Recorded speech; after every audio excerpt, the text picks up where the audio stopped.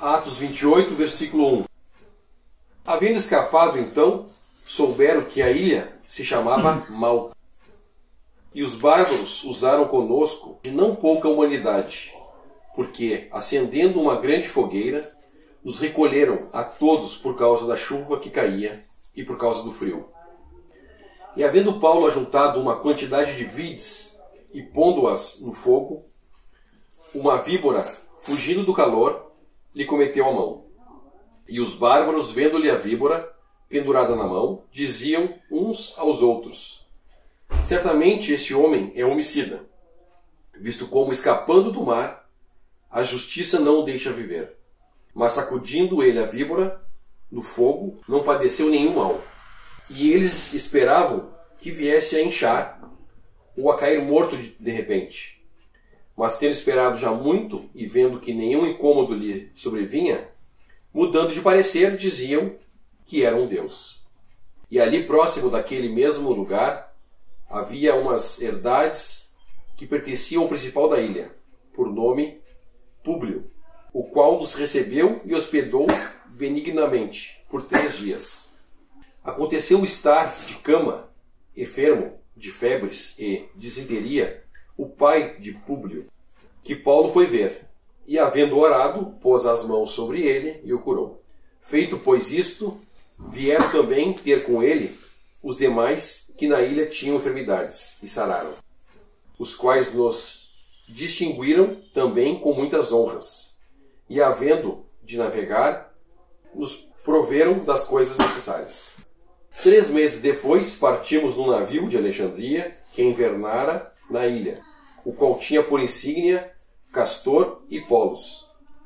E chegando a Siracusa, ficamos ali 3 dias, donde, indo costeando, viemos a Régio, e soprando um dia depois um vento sul, chegamos no 2º dia a Puteoli, onde, achando alguns irmãos, nos rogaram que por 7 dias ficássemos com eles, e depois nos dirigimos a Roma.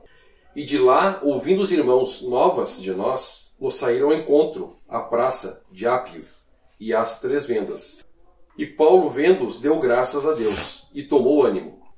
E logo que chegamos a Roma, o centurião entregou os presos ao general dos exércitos, mas Paulo se lhe permitiu morar por sua conta, com o soldado que o guardava. E aconteceu que, 3 dias depois, Paulo convocou os principais dos judeus, e juntos eles lhes disse: varões e irmãos, não havendo eu feito nada contra o povo ou contra os ritos paternos, vim contudo preso de Jerusalém, entregue nas mãos dos romanos, os quais, havendo-me examinado, queriam soltar-me, por não haver em mim crime algum de morte. Mas, opondo-se os judeus, foi-me forçoso apelar para César, não tendo, contudo, que acusar a minha nação. Por esta causa vos chamei para vos ver e falar, porque pela esperança de Israel estou com esta cadeia. Então eles lhe disseram: nós não recebemos acerca de ti cartas algumas da Judéia, nem vejo aqui alguns dos irmãos que nos anunciasse ou dissesse de ti mal algum. No entanto, bem quiséramos ouvir de ti o que sentes, porque quanto a esta seita, notório nos é que em toda parte se fala contra ela. E havendo-lhe eles assinalado um dia, muitos foram ter com ele à pousada, aos quais declarava com um bom testemunho o reino de Deus, e procurava persuadi-los à fé de Jesus, tanto pela lei de Moisés, como pelos profetas, desde pela manhã até a tarde. E alguns criam no que se dizia, mas outros não criam. E como ficaram entre si discordes, se despediram, dizendo Paulo esta palavra: bem falou o Espírito Santo a nossos pais, pelo profeta Isaías, dizendo: vai a este povo e dize, de ouvido ouvireis, e de maneira nenhuma entendereis, e vendo vereis, e de maneira nenhuma percebereis. Portanto, o coração deste povo está endurecido, e com os ouvidos ouviram pesadamente, e fecharam os olhos, para que nunca com os olhos vejam, nem com os ouvidos ouçam, nem do coração entendam, e se convertam e eu os cure. Seja-vos, pois, notório que esta salvação de Deus é enviada aos gentios, e eles a ouvirão. E havendo-lhe dito isso, partiram os judeus, tendo entre si grande contenda. E Paulo ficou 2 anos inteiros na sua própria habitação, que alugara, e recebia todos quantos vinham vê-lo, pregando o reino de Deus e ensinando com toda a liberdade as coisas pertencentes ao Senhor Jesus Cristo, sem impedimento algum. Interessante, no versículo 4, depois que a víbora pica Paulo, discernimento desses bárbaros em relação às coisas ruins que acontecem depois do naufrágio, ainda é picado pela víbora. Certamente esse homem é homicida, visto como, escapando do mar, a justiça não deixa viver. Então esse é um julgamento humano, é um julgamento por vista, o mesmo julgamento que os amigos de Jó fizeram com Jó, depois que Satanás tinha cometido ele de vários problemas, de ter tirado os filhos, ter tirado os animais, ter colocado doença nele. Os amigos de Jó deram um conselho parecido com esse. Tu fez alguma coisa que tu está merecendo isso. E nós sabemos que não é o caso aqui. E eles vão mudar de opinião depois que Paulo não morreu. Versículo 6. Eles esperavam que viesse a inchar ou cair morto, de repente. Mas tendo esperado já muito e vendo que nenhum incômodo lhe sobrevinha, mudando de parecer, diziam que era um Deus. Então eles foram para o outro lado, né? Entenderam para o outro lado, um lado supersticioso, honrando a Paulo como sendo alguma coisa, que não era o caso também. Não era nem o caso dele ser um homicida, por a cobra ter pegado ele, e nem o caso dele ser um Deus por não ter morrido. Isso é um discernimento humano, não é um discernimento espiritual. E interessante nós pensando ainda no testemunho, o barco encalhou, eles desceram, pensando ainda no testemunho cristão, e também pensando que esses bárbaros aqui, a gente pode aplicar como o mundo gentil, fala no versículo 2, e os bárbaros usaram conosco de não pouca humanidade, porque acendendo uma grande fogueira, nos recolheram a todos por causa da chuva que caía e por causa do frio. A gente sabe que no início do testemunho cristão houve resistência. Mas depois que ele foi abraçado politicamente pelo imperador romano, de certa forma o mundo recebeu o testemunho. Que fala de não pouca humanidade, né? Humanamente, o irmão Fábio falou isso lá, que hoje a gente é muito humanista, né? Em vez de botar Deus no centro, bota o homem. Mais uma religião, vamos aceitar, vamos respeitar as religiões. O mundo recebeu como mais uma religião, o cristianismo. Hoje, nós pensar, para as pessoas que não creem, não leem a palavra, é apenas mais uma religião. Da mesma forma que eles vão julgar Paulo, mais um ídolo, mais um Deus. Que já tinha tantos deuses, versículo 6 no final, ó. Era um Deus, é mais um Deus, né? Que o homem, quando ele não crê em um Deus verdadeiro, ele vai criar ídolos, ele vai crer em outras coisas, vai criar outros deuses.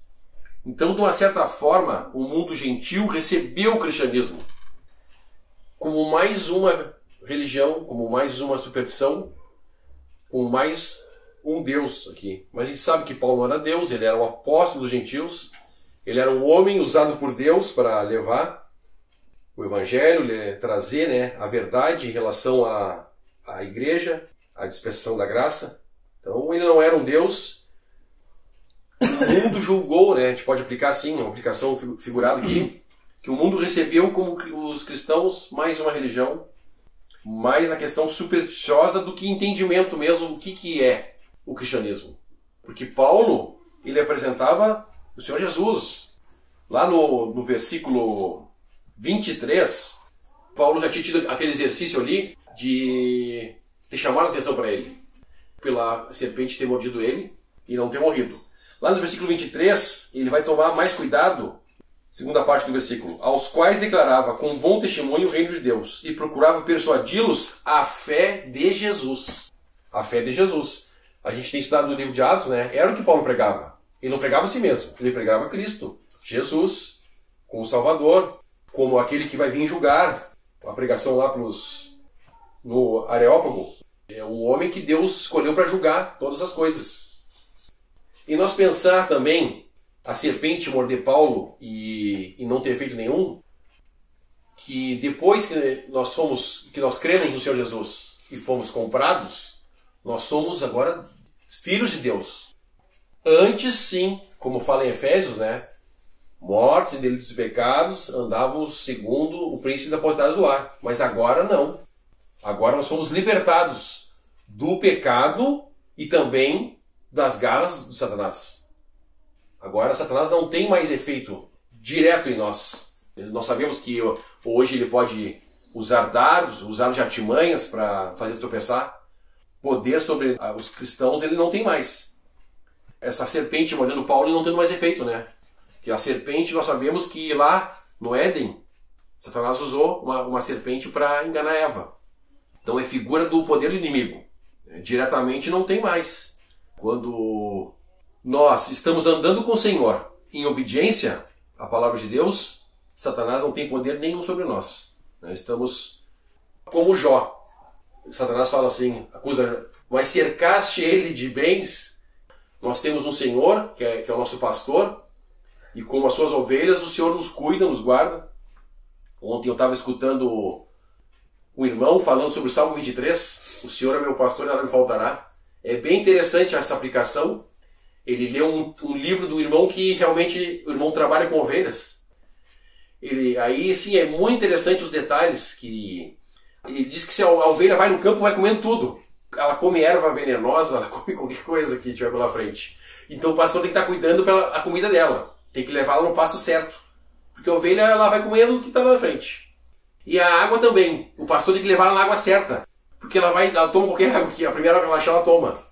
É bem interessante, né? O exercício das ovelhas, né? E a gente pode descansar que o Senhor é nosso pastor. E o Senhor nos cuida e nos guarda.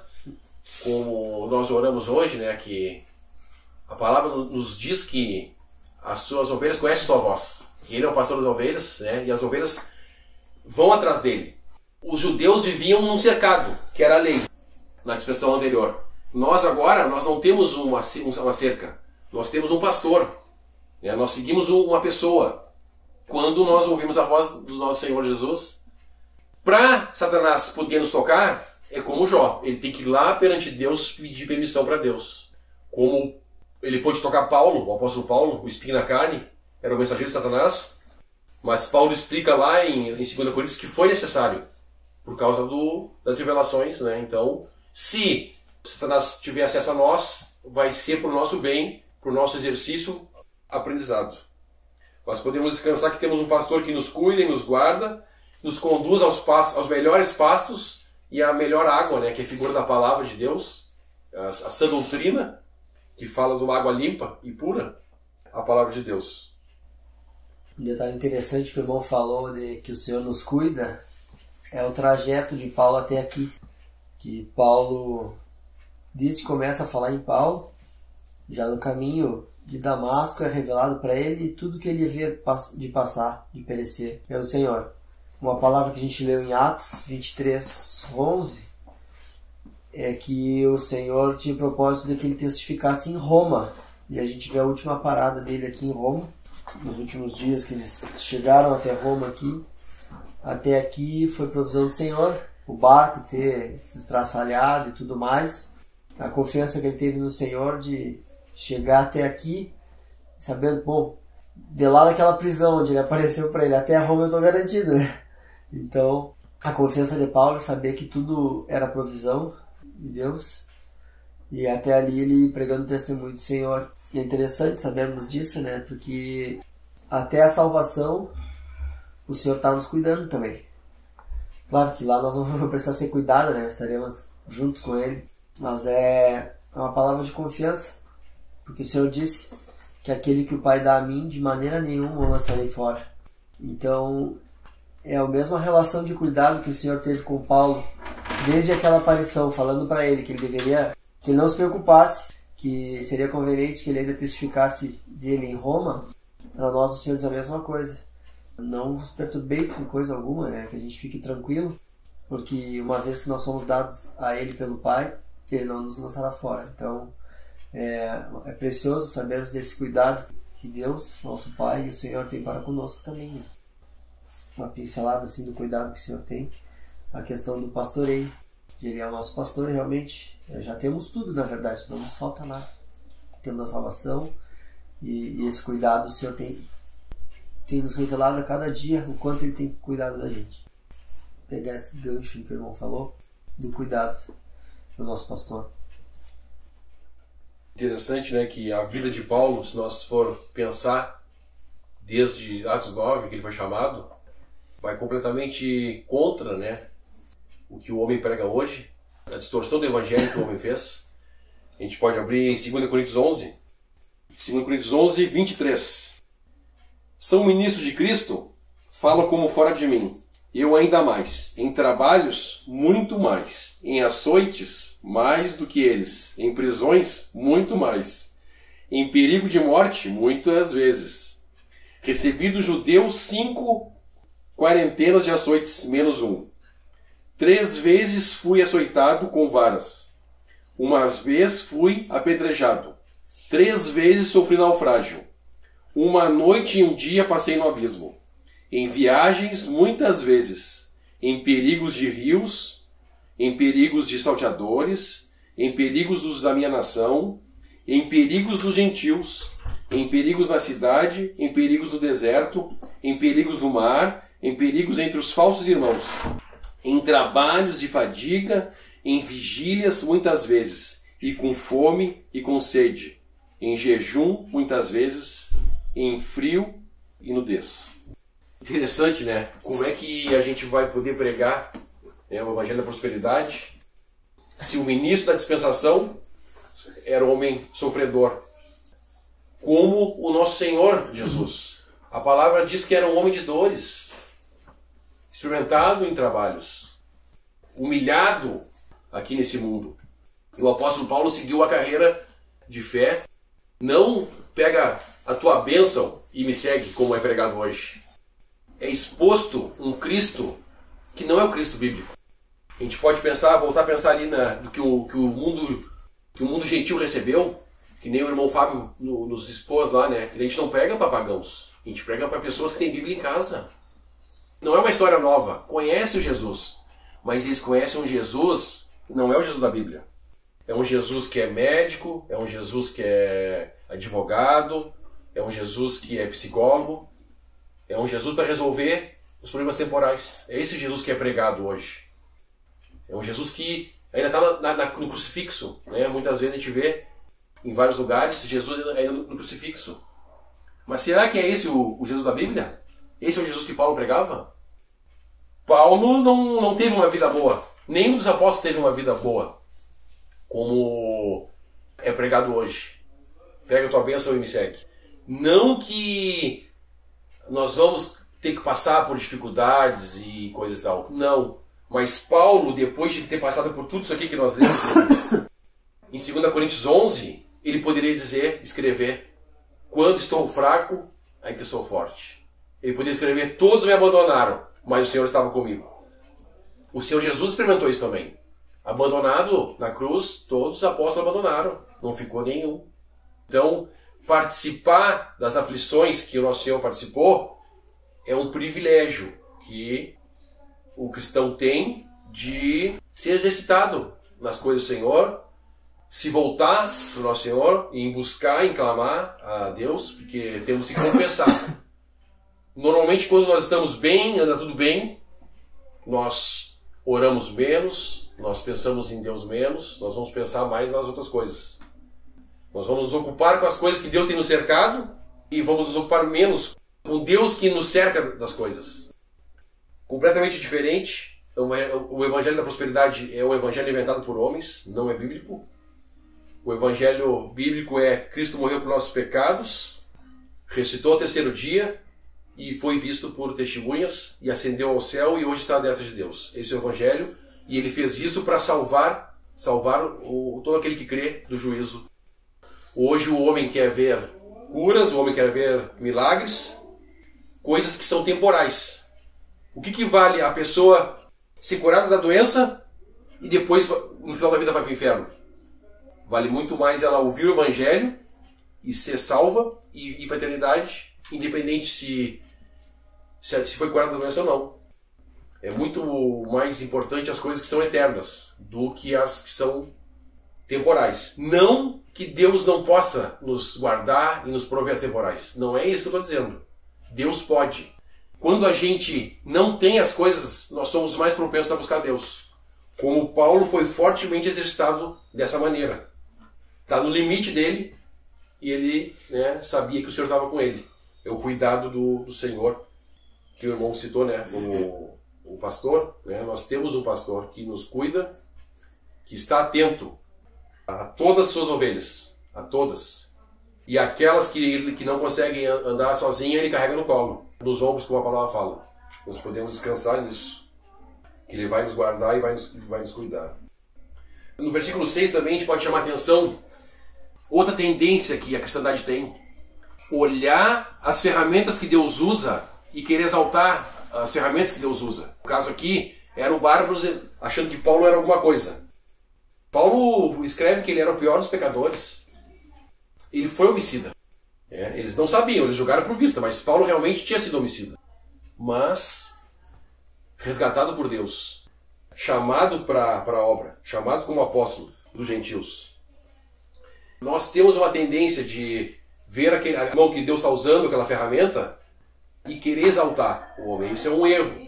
Nós temos que reconhecer os irmãos que são usados como ferramentas, mas agradecer a Deus, que Deus ainda está suprindo irmãos para trabalhar para a edificação do corpo. Temos que agradecer a Deus e não ser de tropeço para esses irmãos, né? Exaltar os irmãos. Pelo contrário.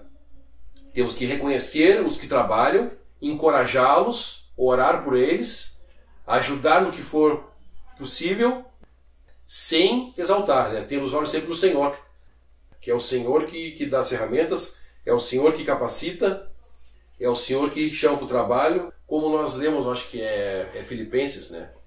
É Deus que provê todas as coisas para nós.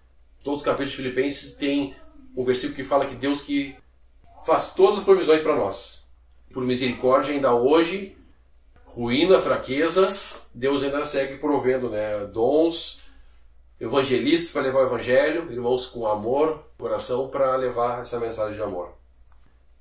Paulo faz curas aqui nessa ilha, fala no versículo 8 o pai de Públio, e também no versículo 9, feito pois isso, vieram também ter com eles os demais que na ilha tinham enfermidades e sararam, os quais os distinguiram também com muitas honras, e havendo de navegar, nos proveram as coisas necessárias.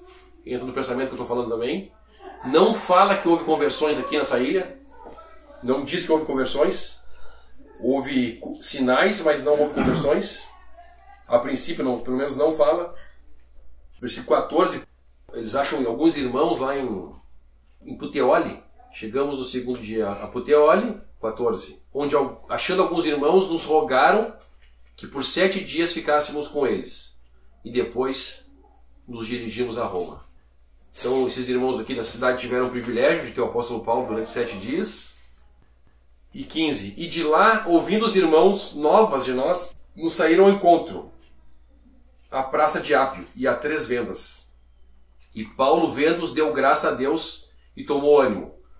Então, Paulo estava já desanimado aqui, e vendo os irmãos de Roma, se animou, o Senhor encorajando Paulo.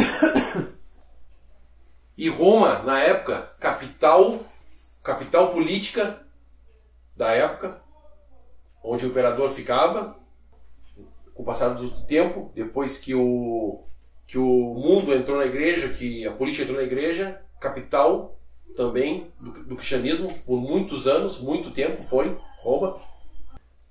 Mas agora chega Paulo lá, os irmãos comentam, né, que é Deus infiltrando o evangelho lá agora no centro da base inimiga, em Roma, Paulo em Roma. Interessante o cuidado de Deus também. Deus vai prover que Paulo, apesar de estar lá, fique numa posada, versículo 16, e logo que chegamos a Roma, o centurião entregou os presos ao general dos exércitos. Mas Paulo se lhe permitiu morar por sua conta com um soldado que o guardava.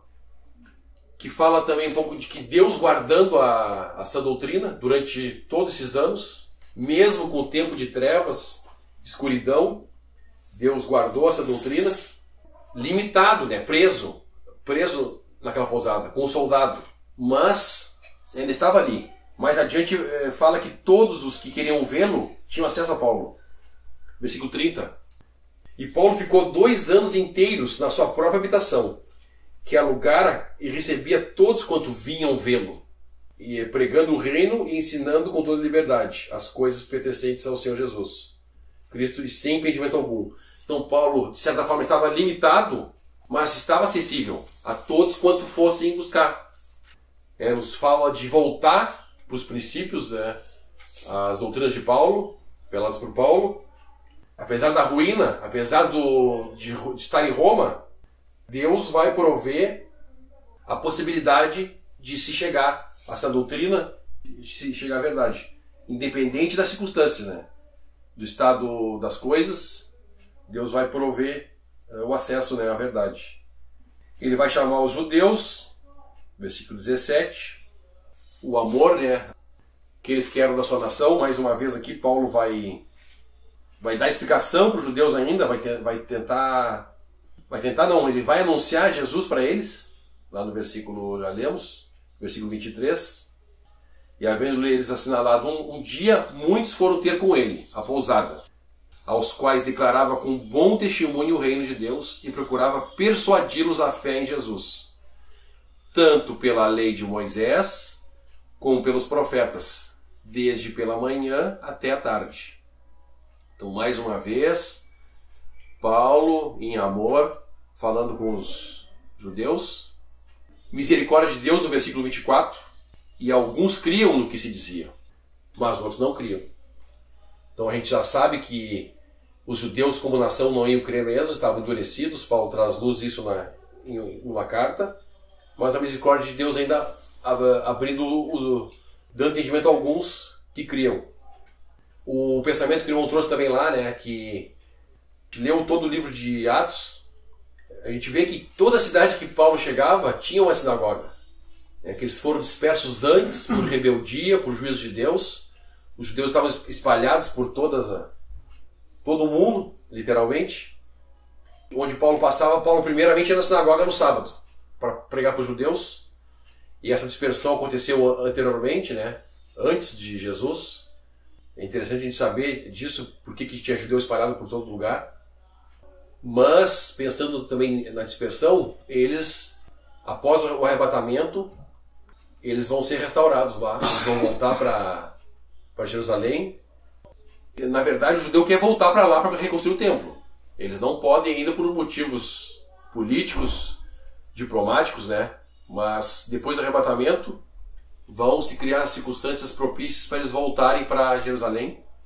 Aí que vão ser exercitados de novo para reconhecer, né, Jesus como o Messias deles. Que Paulo vai citar a profecia de Isaías, né, dizendo que eles estavam endurecidos mesmo, realmente, eles estavam endurecidos. É Isaías capítulo 6, o que Paulo cita aqui. E nós sabemos, né, que eles foram endurecidos, foi para a bênção nossa, para a bênção dos gentios, né, até a entrada dos gentios. Depois Deus vai tratar novamente com eles. É misericórdia para todos nós o endurecimento dos judeus, porque se eles tivessem recebido Jesus, teria entrado o milênio e a igreja não existiria. Então, era uma coisa que estava nos pensamentos de Deus. É um mistério revelado por apóstolo Paulo, de congregar um povo dentre os judeus e dentre os gentios para si, a noiva de Cristo, um povo celestial, distinto de todas as dispensações. É o que ele fala no versículo 28. Depois da rejeição dos judeus, ele fala em Isaías, versículo 28. Seja-vos, pois, notório que esta salvação de Deus é enviada aos gentios, e eles a ouvirão. E havendo dito isso, partiram os judeus, tendo entre si grande contenda. Então, faz muito tempo que o apóstolo Paulo foi morto, e misericórdia de Deus, essa obra seguiu os evangelistas, os pastores, os doutores seguiram a edificação dessa obra. Até hoje, 2000 anos, ainda Deus proveu alguém pregar o evangelho para nós. E hoje também, em amor, nós nos esforçamos para fazer a obra do evangelista, levar essa mensagem e nos ocuparmos com as coisas do Senhor até que Ele venha, que é a síntese de uma vida cristã. Depois que nós cremos, é a caixinha lá que o irmão fez a figura lá no estudo que nós fizemos. Abrimos a caixa, temos a salvação. E depois temos um monte de coisa que vamos tirando da caixa. E uma das coisas é as obras que Deus preparou para que andássemos nela. Seguir pregando o Evangelho é uma dessas obras que temos ainda para fazer. Formosos os pés daqueles que anunciam o Evangelho. E Romanos, capítulo 10, falando do Evangelho, vamos ler a partir do versículo 13. Romanos 10, versículo 13. Porque todo aquele que invocar o nome do Senhor será salvo. Como, pois, invocarão aquele em quem não creram? E como crerão naquele em quem não ouviram? E como ouvirão, se não há quem pregue? Ou como pregarão, se não forem enviados? Como está escrito, quão formosos os pés dos que anunciam a paz, dos que anunciam coisas boas. Interessante esses 3 versículos, né? É uma certeza que nós podemos ter, o versículo 13. Que todo aquele que invocar o nome do Senhor será salvo. Isso, quando nós falamos do Senhor para as pessoas, nós podemos afirmar isso. Crer no Senhor Jesus e será salvo. Versículo 14. Como, pois, invocarão aquele em quem não creram? E como crerão naquele em quem não ouviram? Então a fé vem pelo ouvir a palavra de Deus. E nós sabemos em Efésios 1 também que depois que ouviste o Evangelho da vossa salvação, e tendo nele crido, fosse selados pelo Espírito Santo da promessa. Então esse Evangelho, Deus se apraz que os homens preguem, e Deus envia, fala no versículo 15, como pregarão se não forem enviados? O Senhor Jesus proveu o dom de evangelista no corpo de Cristo. São irmãos que vão pregar o Evangelho, e somos exortados também a fazer a obra do evangelista. É interessante a segunda parte do versículo 15. Quão formosos os pés dos que anunciam a paz, dos que anunciam coisas boas. Não para o homem, eu penso, para Deus. Deus vê assim. Quão formosos os pés dos que anunciam a paz e os que anunciam coisas boas. Né? Deus vê assim aqueles que levam essa mensagem. Pés formosos. Então, um privilégio que nós temos hoje de anunciar, de exercitar o nosso sacerdócio real, anunciar as virtudes daqueles que nos chamou das trevas para a luz. É um privilégio que nós temos hoje. É o que devemos nos ocupar enquanto estamos aqui, firmados nas 4 âncoras, como nós oramos hoje, doutrina dos apóstolos, comunhão, orações e partimento do pão, e também aproveitando as oportunidades e circunstâncias que Deus nos cria para anunciar o Evangelho, anunciar a paz, que fala da paz. Deus fez a obra, Deus vem em busca do homem. Nós éramos inimigos de Deus e Deus dá o passo de reconciliação, fazendo a obra no seu próprio Filho. Hoje nós podemos ter a paz unicamente porque alguém levou a nossa culpa. O nosso Senhor Jesus levou sobre si o que era nos devido, os nossos pecados. Né? Somente através dessa obra que a gente pode ter a paz. E aí anunciar a paz é anunciar isso. O juízo já foi derramado sobre uma pessoa. E todo aquele que crê está salvo desse juízo e tem todos os privilégios que é dom de Deus, como fala em Efésios. Não por obras, para que ninguém se glorie. Dom de Deus, é um presente que Deus nos dá. A salvação e todo o resto do pacote que vem junto. Alegria, gozo, o fruto do Espírito, como nós lemos lá. Tudo isso nós já temos. Devemos buscar desfrutar do que já temos, né? Fazendo uma aplicação, né, muito fraca. Muitas pessoas que são ricas, elas são miseráveis. Elas juntaram aquele dinheiro e não gastam uma moedinha para juntar mais. Então, que nós, como filhos de Deus, não sejamos miseráveis. Né? Que nós podemos desfrutar de tudo que nós já temos. Da alegria, de todo o gozo, das certezas que nós já temos. E viver uma vida cristã feliz aqui. Dando um testemunho, esperando o Senhor Jesus, caminhando no deserto, como o irmão fala, né? Alegre. Estamos no deserto, sim, mas estamos com o nosso Senhor Jesus. Temos nosso pastor que está nos cuidando, está atento. Podemos recorrer a Ele em qualquer momento. No último versículo de Atos, lá fala do reino de Deus. Nós sabemos que há distinções entre o reino de Deus, o reino dos céus. Nós sabemos que o reino dos céus é a profissão cristã toda. Os professos é o joio e trigo. É todo mundo que se diz cristão. É o reino dos céus. Mas o reino de Deus é a manifestação do reino. É o que é realmente. E é o que Paulo ensinava no versículo 31, ó. E pregando o reino de Deus e ensinando com toda liberdade as coisas pertencentes ao Senhor Jesus. Sem impedimento algum. Então, como os apóstolos, os discípulos que viram o Senhor fala que Ele era a manifestação do reino, tiveram o privilégio de andar com o Senhor Jesus, perceber não meramente a profissão cristã, viver a palavra, a comunhão, a alegria, o amor, o cuidado, o Senhor usando os dons no meio dos seus. Isso é um privilégio imenso que a gente tem hoje, apesar, né, de toda a ruína. A gente pode perceber esse cuidado de Deus conosco. Então é de muita alegria para nós poder perceber a manifestação, né, de Deus hoje ainda, apesar de toda a ruína. Aqui ainda remete de novo ao cuidado, todo o cuidado que Deus tem conosco, com aqueles que Ele recebeu por filho.